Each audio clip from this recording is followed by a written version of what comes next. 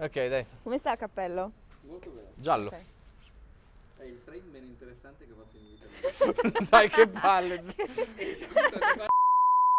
Benvenuti ragazzi o bentrovati sul mio canale Alice in Shot, dove facciamo fotografia analogica.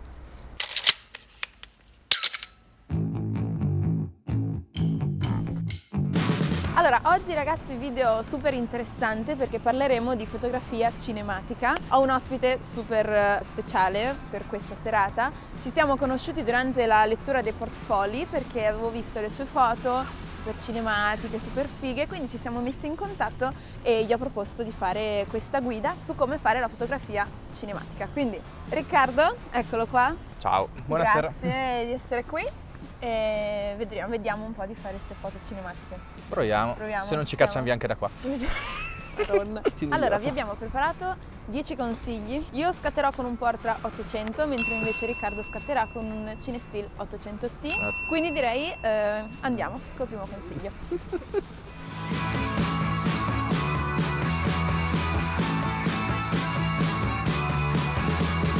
Primo consiglio, dovete scegliere la vostra pellicola. Puntualizzo che potete scegliere di fatto qualsiasi tipo di pellicola per fare fotografie cinematografiche, però io in generale vi consiglio di utilizzare la pellicola cinematografica. La produce Kodak, è l'unico produttore mondiale, nel senso che tiene in piedi tutta l'industria della pellicola cinematografica. Kodak produce 5 pellicole diverse, la Double X che è bianco e nero, una pellicola molto antica, fate conto che Psycho di Hitchcock ha girato con quella pellicola lì. E poi Vision 3 50D, Vision 3 250D, Vision 3 200T e Vision 3 500T.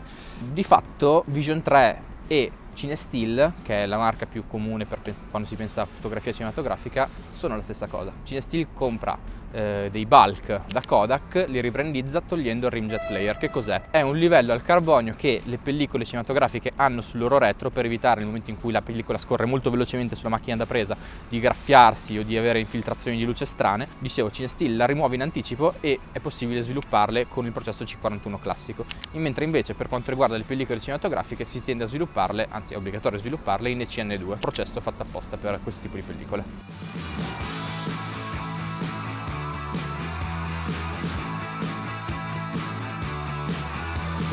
Ok, allora oggi scatteremo con Alessia.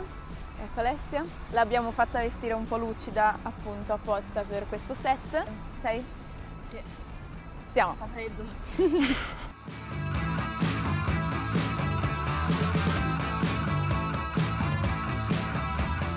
Allora, tendenzialmente quando scatto cerco sempre anche di raccontare un po' l'ambiente circostante. Se faccio semplicemente un primo piano di una ragazza, non racconto così tanto l'ambiente circostante. Non è propriamente cinematografico. Di conseguenza tendo a preferire lenti leggermente un po' più larghe, come un 35, un 50 fino al massimo un 70 mm, difficilmente salgo. Questo appunto perché mi interessa molto l'ambiente oltre al soggetto singolo. No, infatti io sto notando anche da queste foto che io ho un approccio invece molto più di ritratto. Ultimamente io sto molto...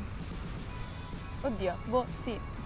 Sul soggetto? Sul soggetto, esatto, perché è più ritratto, quindi no, ti stavo guardando e... Ora ti copio, provo. Ok, va bene. Provo a contestualizzare C'è il copyright, va bene. Però. Faccio le foto in verticale, invece devono essere fatte in orizzontale.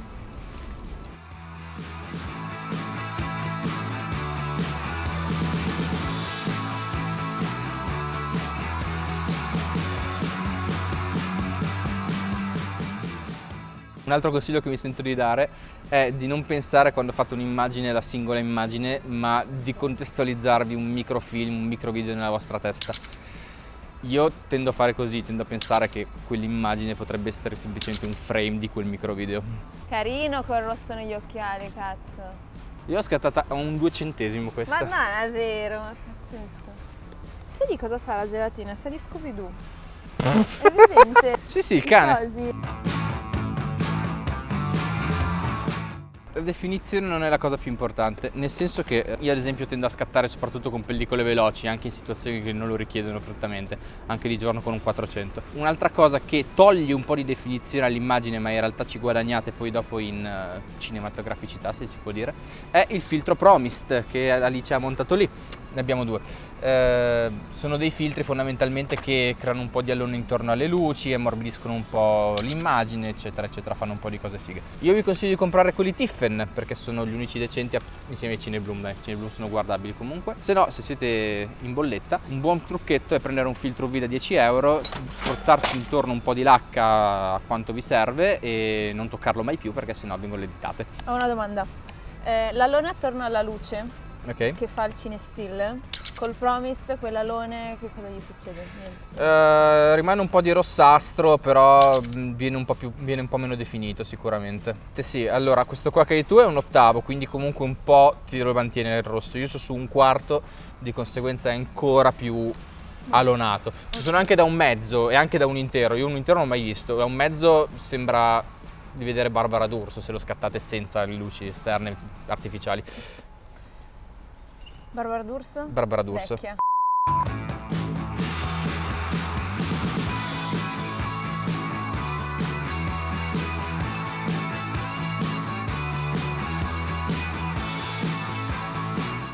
Allora, in brevissimo, le pellicole cinematografiche sono segnate con una D e una T.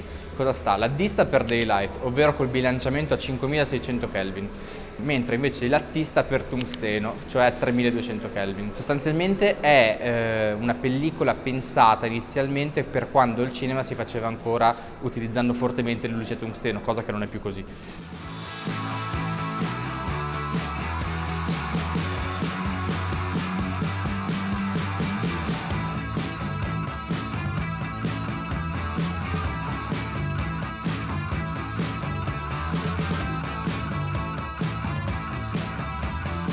Una cosa da tenere sempre a mente quando utilizzate le luci colorate è, almeno nella vostra testa, è la ruota dei colori. Che cos'è la ruota dei colori?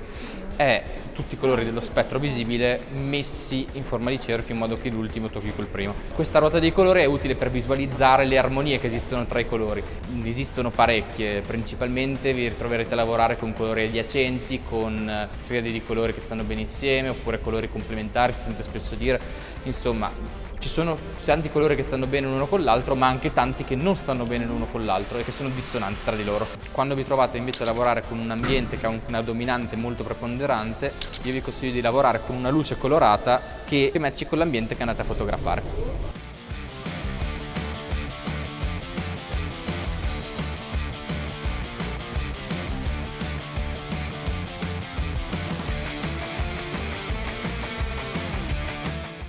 Allora, un'altra cosa che tendenzialmente la gente teme, soprattutto quando si scatta di notte con la pellicola, è di sottoesporre. Non è veramente un problema finché riuscite a vedere quello che è importante vedere nella vostra immagine. Esatto, io ho paurissima sempre di sottoesporre, quindi alla fine tendo a fare delle immagini, tra virgolette, chiare, nel senso che alla fine tendo ad aprire tutto il diaframma, a tenere tempi molto lunghi e chiaramente questo mi limita un po'. Sì, la ti va un po' foto. a incasinare soprattutto Esatto. la cosa dei tempi lunghi perché non Esatto. sei sempre stabile, non hai i muri sempre intorno. Esattamente. Quindi, non aver paura di sottoesporre, quindi È abbastanza importante, nel senso che passiamo ad esempio, abbiamo scattato tutto il tempo F2, non sono mai sceso sotto un ottantesimo in realtà, non abbiamo mai avuto così tanto bisogno.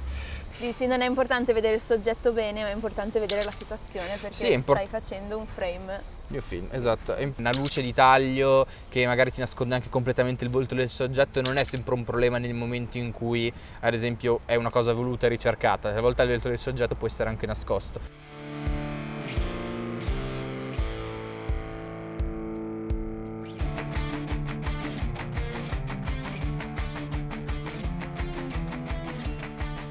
Leggermente più indietro. Eccola. È bello perché è sonorizzata.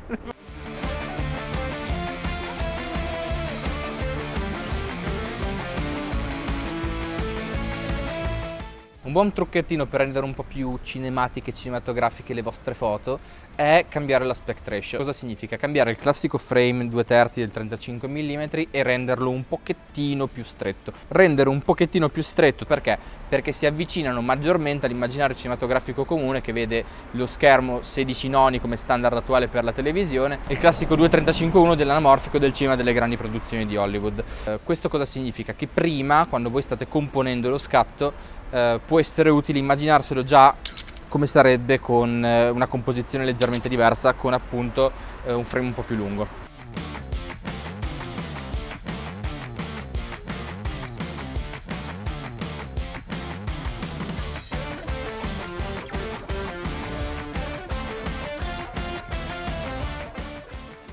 Per fare scatti che siano cinematici abbiamo detto delle regole, però non è solo questione di regole e tecnica, ci vuole anche un'estetica, cioè c'è l'estetica cinematografica, cinematica, no? E anche un po' di gusto personale, quindi per allenare questo gusto personale e questa estetica Guardatevi un fracco di film, ma Ok. tipo tantissimi film. Allora, Ti guardi film, quindi Sì, ti guardi sì, film sì. e assorbi. esatto, è fondamentalmente questo in realtà. Consiglio qualche film da vedere, qualche regista da vedere, direttore della fotografia da vedere, te guardavi tutto Refn, tipo dal Ok. primo all'ultimo film, Nicolas Winding Refn. Un altro che rispecchia ad esempio questo tipo di estetica è Wong Kar-wai, ad esempio con In the Mood for Love, oppure Fallen Angels, oppure Hong Kong Express.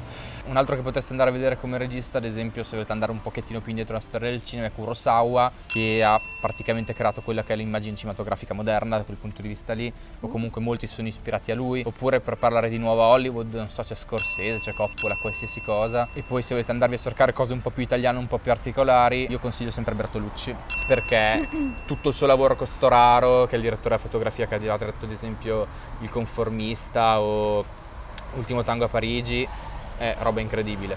In brevissimo, altri direttori di fotografia a cui bisogna prendere nota per migliorare il proprio lavoro sono ad esempio il più grande che c'è adesso, che è Dickens, Roger Dickens, oppure Lubezki, che ha lavorato con Iñárritu, con Cuarón. Oppure anche a me piace particolarmente come estetica Darius, e non ho idea di come si pronunci il cognome, non lo so, lo scriveremo, è un persiano che ha fatto ad esempio, non so, Io ballo da sola di Bertolucci, o bellissima la serie di Refn, Too Old to Die Young. Ho una domanda, posso fare una domanda? Allora, nei film a pellicola, la pellicola ha una sua estetica. Allora, adesso quando fanno i film in digitale poi c'è tutta la parte di color dove puoi dare una tua interpretazione. Mentre invece prima, dato che avevano la pellicola, alla fine l'estetica era un po' sempre quella.